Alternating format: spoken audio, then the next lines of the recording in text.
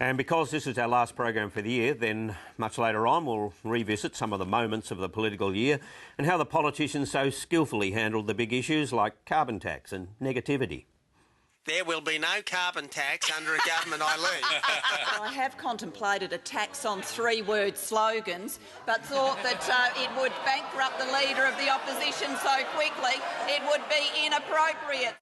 They both nailed it, really. So, hang around for that. Tanya Plibersek coming up, but first we'll take a look at what the Sunday papers are saying, and of course, the lot on the ALP conference, and David Marr, essentially positive views, really, that it seems to be interpreted as a step forward, at least. Yeah, the party has overwhelmingly backed a change to marriage laws, and that, of course, is the overwhelming view of the Australian people.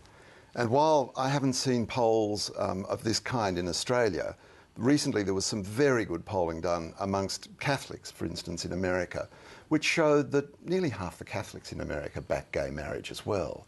So the opposition to gay marriage is really starting to look like a pretty hardliner rump. And I don't know, I mean, the Major, Joe de Bruyn, runs the biggest union in Australia, the Shoppies, and I've had a bit of a casual look around, the kids behind the bar, the kids behind the counters in David Jones, and they don't look to me like objectors to gay marriage. And I wonder whether Joe would allow a conscience vote in his own union on this issue. I'd like to see a conscience vote in the Shoppies on gay marriage. I just wonder about how many retail jobs would be created if gay marriage registries were established. I mean, surely it would be, I don't know, looks like an opportunity for growth. I think they've probably already done that, Did Julia Gillard in the end, though, Annabelle, escape embarrassment because of the conscience vote? Look, in the end, what happened was when the vote came to the kind of pointy end of the operation, there were about 10 CFMEU members that kind of disappeared off the floor. I mean, you might have noticed that the votes actually didn't add up to the number of delegates on the floor. I mean, there was sort of such a groundswell in this area, and it was clear that the conference was behind the substantive change to the platform, that there was this kind of rearguard attempt to kind of protect the Prime Minister's sensibilities by having her win demonstrably on the conscience vote issue. I mean, it does seem a bit odd that you now have this situation where in Australia you can have gay marriage but only in the Labor Party. I mean, weird to think that you would adopt that as a party platform and then studiously avoid implementing it is a kind of a backward way of...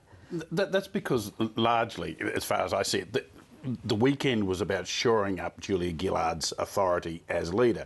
And if she could be seen to handle this very important issue, very controversial issue within the party, it would somehow establish that that all that talk of her illegitimacy, all the aftermath of the brutal way she got the job, would disappear. So I think a lot of the messages from this, apart from the large constituency, gay constituency, who was terribly interested, a lot of this was all about making sure Julia Gillard didn't come a cropper and could emerge from this looking very much like a leader. But it's strange, isn't it, that on two major issues that have been a huge focus for debate this year, on border protection and gay marriage, the Labor Party has a position with which its leader does not agree.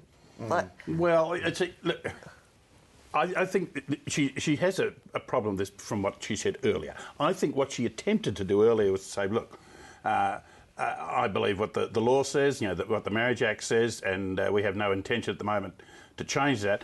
That somehow she stumbled and ended up saying, I don't believe we should change it.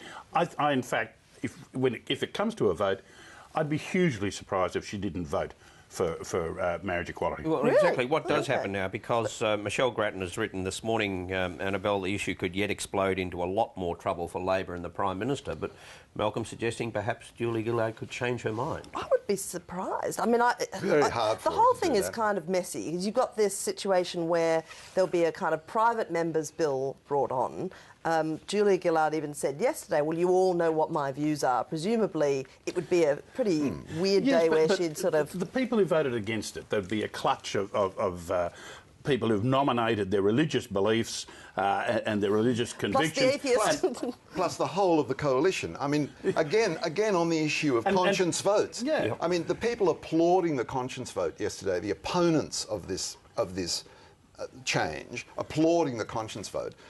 Bloody hell, they don't want a conscience vote in the coalition, because then things might start really moving. Yeah. And I cannot believe that when it comes to it, this is going to, you know, the present situation will hold. Over time, and it may take a few years, private members' bills will come through, and this change will happen in Australia, because the opposition to the change is now small. Vocal, angry and small. The jihad, the long jihad against poofters is petering out in this country, and this is a sign of it. Well, Joe de Bruin thinks it's going to lose in Queensland. Apparently, in the right faction meeting yesterday, Craig Emerson said it's going to wipe us out. I would like to see really good figures on this, because the support for gay marriage in this country at the moment is running between 67 and something like 72%. And with majority support in Queensland, and the only poll that we've seen on it so far. Yeah, and this, you know, we'll scare the horses and they'll vote for the opposition. Funny you say that. Let's see the pictures. Let's see the numbers. We all know what's going to come next, because I believe it was an occupant in this chair that said if gay marriage was accepted, the Labor Party would then move towards matrimony with a variety of barnyard animals and family pets. I think I was in this chair.